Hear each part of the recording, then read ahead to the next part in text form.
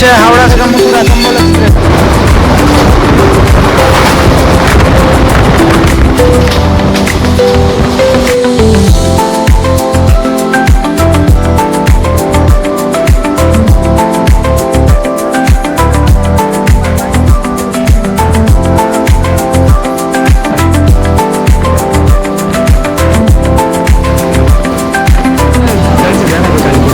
দেখো বন্ধুরা, আজকে আমার সাথে জার্নি করছিল কৌশিক, কৌশিক। তো বন্ধুরা, এই যে কথাবার্তা ওই পাগল আছে, ওই লাইনটা গেল হচ্ছে ফারাক্কার দিকে সুদীপ্তের মতো ভাই, এবং এই লাইনটা ঢুকলো বারহারুয়ার দিকে। ঠিক আছে, ওই লাইনটা যে দেখতে পাচ্ছ ওটা চলে গেল নিউ ফারাক্কা।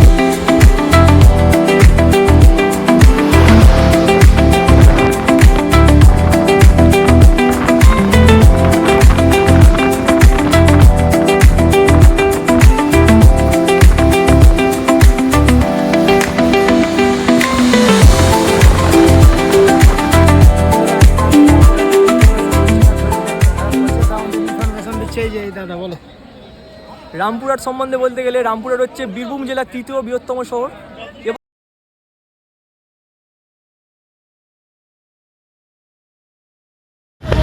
তো বন্ধুরা, আমি হচ্ছে কুশল, চলে এসেছি আবার একটা নতুন আপনাদের সাথে ভিডিও নিয়ে। আজকে আমি জার্নি করছি হাওড়া থেকে। তো এখন আমি আছি এই যে হাওড়া স্টেশনে, সময় দেখো 1:21 এবং আজকে আমি জার্নি করছি 1:45 থেকে। রোজ ছেড়ে বেরিয়ে যায় হাওড়া থেকে সাহেবগঞ্জের মধ্যে চলাচল করে একটি গাড়ি, মানে হাওড়া থেকে সাহেবগঞ্জ ইন্টারসিটি এক্সপ্রেস। এই গাড়িটাতে আজকে আমি জার্নি করছি। তো আজকে কিন্তু আমি জেনারেলে জার্নি করছি না, যেটা হচ্ছে কথা। আজকে করছি সেকেন্ড সিটিংয়ে জার্নি, মানে জেনারেল থেকে মাত্র 15 টাকা বেশি দিয়ে। তো যাই হোক, আজকে আমাদের কোচ পড়েছে D2। তো কথা হচ্ছে আপনার সাথে গাড়ির সামনে, গাড়িটা কিন্তু প্রতিদিন চলে হাওড়া থেকে, মানে বেশিরভাগ গাড়িতে প্যাসেঞ্জার থেকে হাওড়া থেকে রামপুরহাট অবধি। কিন্তু এই মুহূর্তে আমি এখন হাওড়া স্টেশনের বাইরে রয়েছি, সময় দেখে স্টেশনের ভিতরে ঢোকা যাক এবং আজকের ভিডিওটি তাহলে শুরু করা যাক। গাড়ি নাম্বার হচ্ছে 13,427। গাড়িতে কিন্তু কোনো এসি কোচ নেই। 14327 গাড়ির নাম্বার, কিন্তু গাড়িতে কিন্তু কোনো এসি কোচ নেই। গাড়িতে অনলি জেনারেল আর সেকেন্ড সিটিংয়ের 3টা কোচ লাগানো আছে। তো যাই হোক, স্টেশনের ভিতরে প্রবেশ করা যাক এবং আজকের ভিডিও শুরু করা যাক। সামনে দেখতে পাচ্ছেন হাওড়া ব্রিজ। তো বন্ধুরা, আজকে আমাদের ট্রেন 134-27 হাওড়া সাহেবগঞ্জ ইন্টারসিটি এক্সপ্রেসের সাথে রয়েছে এই যে হাওড়া সাইডের WAP4 22-337 লোকোমোটিভ, হাওড়া সাইডের WAP4, যেটা আজকে আমাদের সাহেবগঞ্জ অব্দি নিয়ে যাবে। তো বন্ধুরা, আমাদের সাহেবগঞ্জ হাওড়া সাহেবগঞ্জ ইন্টারসিটি এক্সপ্রেস এখন ছেড়ে বেরিয়ে গেল হাওড়া স্টেশনের 7 নম্বর প্ল্যাটফর্ম থেকে এবং ডিপারচার দেখেন হাওড়া থেকে।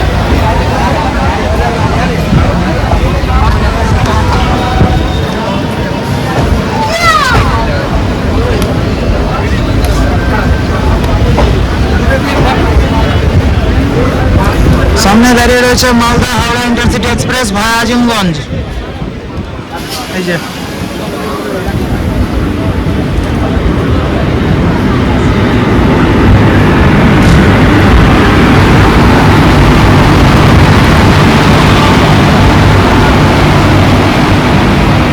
এটা হচ্ছে আমাদের মালদা হাওড়া ইন্টারসিটি এক্সপ্রেসের লোকো আজকে WAP4।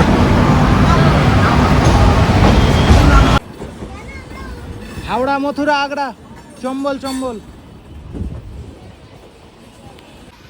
বন্ধুরা, এটা সামনে যাচ্ছে হাওড়া থেকে মথুরা চম্বল এক্সপ্রেসের রেক শান্টিং হচ্ছে এখন।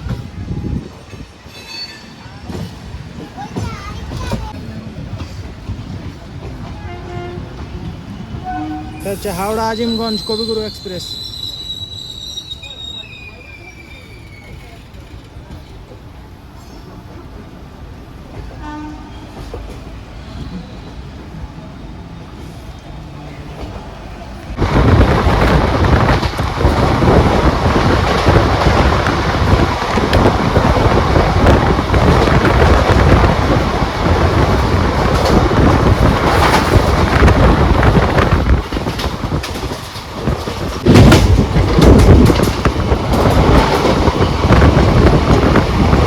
তো বন্ধুরা, এখন আমাদের ট্রেন স্কিপ মারছে সৌরফুলি জংশন বলা এই জন্য, কারণ এখান থেকে একটা লাইন ভাগায় তারকেশ্বরের দিকে।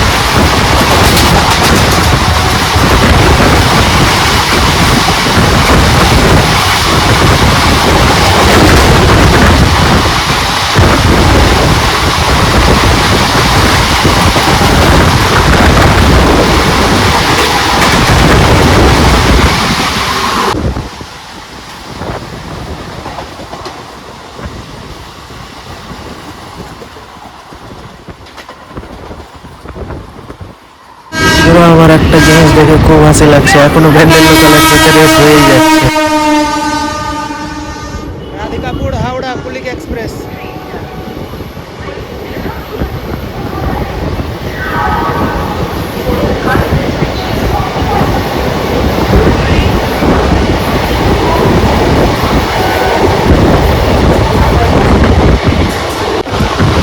বন্ধুরা এখন আমাদের ট্রেন স্কিপ করছে মানকুন্ডু স্টেশন, এবং এই মানকুন্ডু স্টেশনে আমরা এই ব্যান্ডেল লোকালকে ধরতে পারলাম এবং ব্যান্ডেল লোকাল এখানে দাঁড়ালো এবং আমরা পাস করে বেরিয়ে গেলাম আগে। এত দূর অব্দি প্যারাগ্রাফ রেস হলো।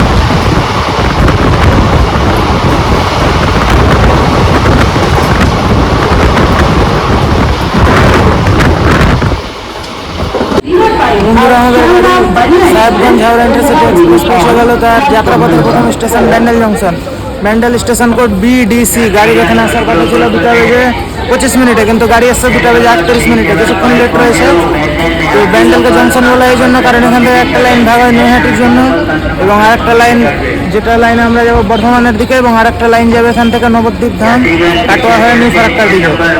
এবার কথা হচ্ছে আপনার সাথে পরবর্তী স্টপ বর্ধমান জংশন। এবং ব্যান্ডেলে রয়েছে পশ্চিমবঙ্গের সবচেয়ে পুরনো চার্চ, 1599 সালে পর্তুগিজরা তৈরি করেছিল। কথা হচ্ছে আপনার সাথে পরবর্তী স্টপ বর্ধমান জংশন। তো বন্ধুরা ব্যান্ডেল এবং বর্ধমানের মধ্যে আমাদের গাড়ির গতি ছিল কিছু এরকম, একবার দেখো, মানে 110-এর আশেপাশে হাই টপ স্পিড ICF রেখে 110, তো 110-এর আশেপাশে আমাদের গাড়ি চলছিল।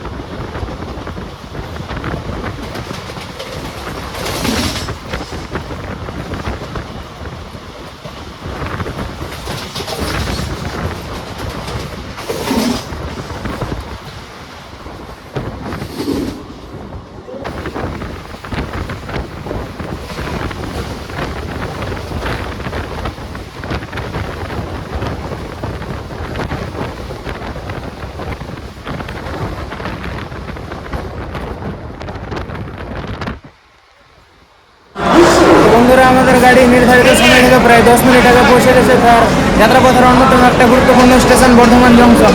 বর্ধমানকে জংশন বলে এই জন্য কারণ এখান থেকে একটা লাইন ভাড়া কাটোয়ার জন্য। বর্ধমানের সীতাভোগ নিয়ে জানা খুব বিখ্যাত, স্টেশন কোড BWN।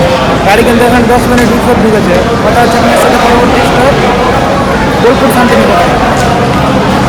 গাড়ির সংখ্যা 12105 শারদা বাংলা এক্সপ্রেস গাড়ি সংখ্যা 12105 শারদা বাংলা এক্সপ্রেস প্ল্যাটফর্ম क्रमांक 1 पर आ kind attention of the passengers.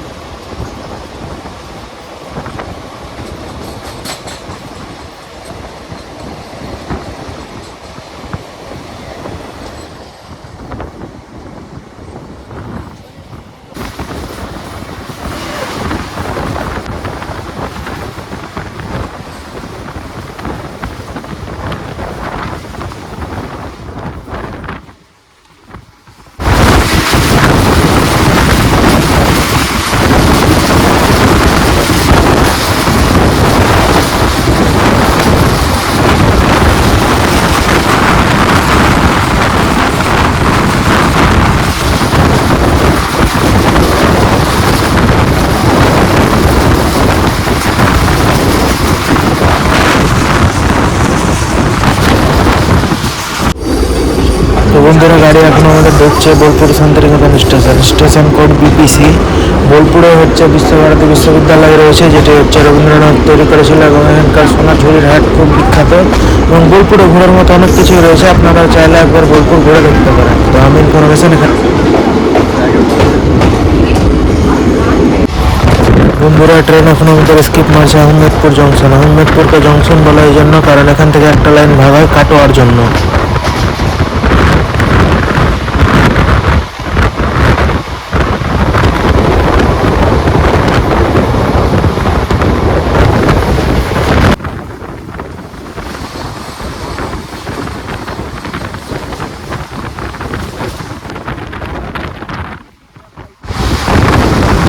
বন্ধুরা ট্রেন 110 স্পিডে সাঁইথিয়া জংশন স্কিপ করছে। একবার জাস্ট স্পিডটা দেখো তোমরা, 110-এর উপরে, 110-এর মতো স্পিড হবে, এত স্পিডে স্কিপ করছে সাঁইথিয়া। সাঁইথিয়াকে জংশন বলা এই জন্য কারণ এখান থেকে একটা লাইন সিউড়ি আন্ডাল হয়ে আসানসোলের দিকে চলে যায়, সেই জন্য জংশন বলা হয়।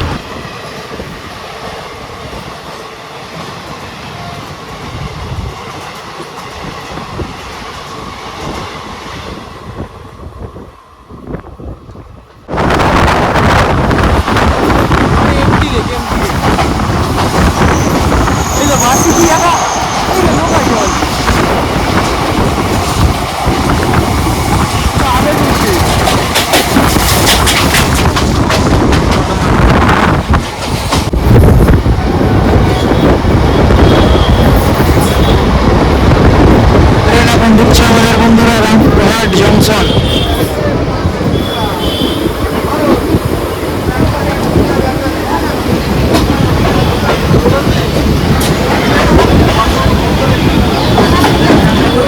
তো বন্ধুরা আজকে আমি রামপুরহাটের ইনফরমেশন দিচ্ছি না, শরীরটা একটু খারাপ করছে, তো আমাদের ইনফরমেশন দিচ্ছে এই যে এই দাদা। বলে রামপুরহাট সম্বন্ধে বলতে গেলে রামপুরহাট হচ্ছে বীরভূম জেলার তৃতীয় বৃহত্তম শহর এবং রামপুরহাট হচ্ছে বীরভূম জেলার মধ্যে নিজেই পৌরসভা অঞ্চল। আর রামপুরহাট সম্বন্ধে বলতে গেলে রামপুরহাটে রয়েছে বিখ্যাত মা তারার মন্দির, বা এক কথা জায়গা বলে তারাপীঠ মন্দির। আর রামপুরহাটের রসমালাই দারুণ বিখ্যাত, ঠিক আছে? কারা কারা খেয়েছেন ওতে অবশ্যই কমেন্ট করবেন। আর এই শহরে ট্রেন সার্ভিসের পাশাপাশি বাস ব্যবস্থা দারুণ, যোগাযোগ ব্যবস্থা দারুণ উন্নত। এখানে এসবিএসটিসির বাস টার্মিনাস, বাস ডিপো পর্যন্ত আছে, ঠিক আছে? জংশন স্টেশন, এখান থেকে লাইন আলাদা হবে, একটা লাইন চলে যাবে দুমকার দিকে, আর একটা লাইন চলে যাবে হচ্ছে পাকুড়ের দিকে। আর রামপুরহাট হচ্ছে পূর্ব ভারতের 100টা টপ টিকিট বুকিং স্টেশনের মধ্যে একটা। আর এই ছিল রামপুরহাট সম্বন্ধে ইনফরমেশন। আর এই পরবর্তী হলটা আসছে আমাদের পাকুড়।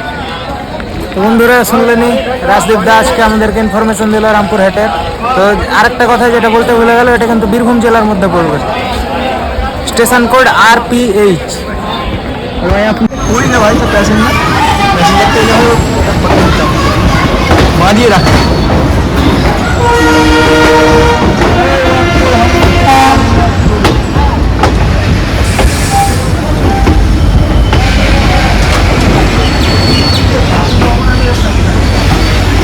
কটা হবে? 6টা না। বন্ধুরা গাড়ি ছেড়ে বেরিয়ে গেল এখন রামপুরহাট জংশন। ওখানে লেখা আছে দুমকা যাওয়ার জন্য গাড়ি চেঞ্জ করুন। এই যে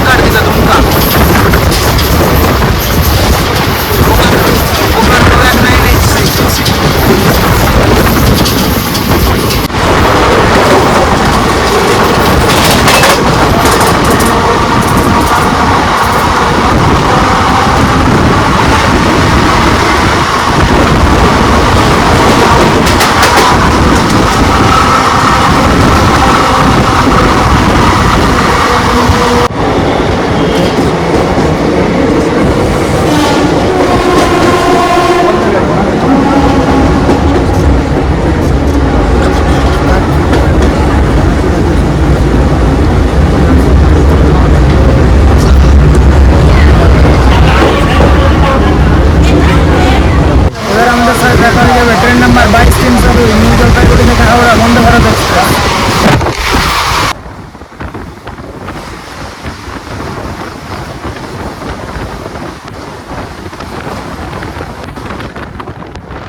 তুমি দিনের বেলা গাড়িতে দেখাবে কালকে দেখাবে। দেখো বন্ধুরা, আজকে আমার সাথে জার্নি করছিল travel with Koushik, travel with Koushik. তো বন্ধুরা, এই যে ওর কথা বাদ দাও, পাগল আছে একটু। ওই লাইনটা গেল হচ্ছে নিউ ফারাক্কার দিকে সুদীপ্তর মতন। আরে ভাই, এবং এই লাইনটা ঢুকলো বারহারুয়ার দিকে, ঠিক আছে? ওই লাইনটা যে দেখতে পাচ্ছ ওটা চলে গেল নিউ ফারাক্কার দিকে। মনে হয় না অন্ধকারে কিছু দেখাতে পারছি। বলা কিছু বলবে, বক্তব্য আছে তোমার? আমার কিছু বক্তব্য বলছে কিছু বক্তব্য নেই, যে দেখেন সাবস্ক্রাইবটা করে দিও বিষয়। তো বন্ধুরা, আমার একটু শরীর খারাপ থাকায় বারহারুয়া স্টেশনে নেমে দেখালাম না, এখান থেকে গাড়ি ডিপারচার করছে এখন। তো এখনই বলে দিচ্ছি, স্টেশন কোড BHW। বারহারুয়াকে জংশন বলা, বারহারুয়া ঝাড়খণ্ডেই পড়বে এবং জংশন বলা ওই জন্য কারণ এখান থেকে আপনারা আজিমগঞ্জ, নিউ ফারাক্কা এবং রামপুরহাটের জন্য গাড়ি পেয়ে যাবেন। সেই জন্যই মানে 3টা রুটের গাড়ি এখান থেকে আপনারা পেয়ে যাবেন, সেই জন্য বারহারুয়াকে জংশন বলা হয়। বারহারুয়া হচ্ছে আমাদের যাত্রাপথের অন্যতম একটা স্টেশন, যেটা ঝাড়খণ্ডে পড়বে। এবং বারহারুয়া সম্পর্কে আর সেরকম কিছু ইনফরমেশন আমার মনে নেই, যেটুকু জানলাম সেটুকুই আপনাদের জানিয়ে দিলাম। তো গাড়ি এখন বেরিয়ে গেল বারহারুয়া থেকে, পরবর্তী স্টপ তিনপাহাড়।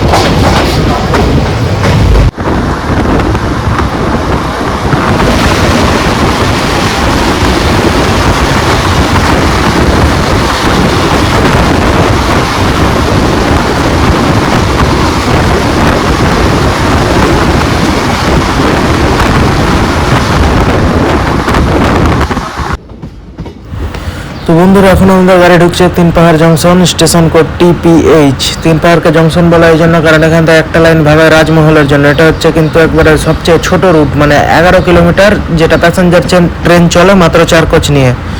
এবং তিনপাহাড় নামটা হয়েছে, এখানে 3টে পাহাড় রয়েছে, সেই জন্য এর নাম হয়েছে তিনপাহাড়। এবং আপনারা যদি চান তাহলে একবার তিনপাহাড় অবশ্যই ঘুরে দেখতে পারেন, খুব সুন্দর জায়গা একটা, ঝাড়খণ্ডেই পড়বে এটা। এবং তিনপাহাড় হচ্ছে তিনপাহাড় হচ্ছে এমন একটা জায়গা যার পাশ দিয়ে গঙ্গা নদী বয়ে গেছে। আর এটা সামনে আসলে এখন সাহেবগঞ্জ রামপুরহাট প্যাসেঞ্জার। এটা হচ্ছে সাহেবগঞ্জ রামপুরহাট প্যাসেঞ্জার।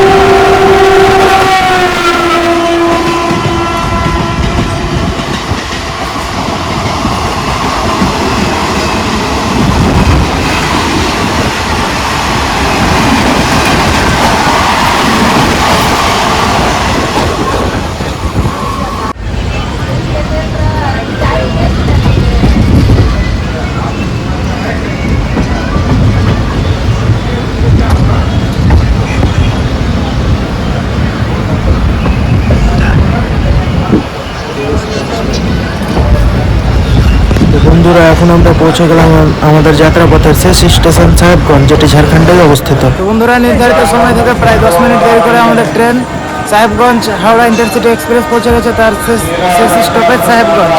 এবং এখানে গাড়ি অন টাইমেই ছিল, আউটারে গাড়িটাকে 10-15 মিনিট মতো মার খাবে, একটু কিছুক্ষণ লেট করে যেত।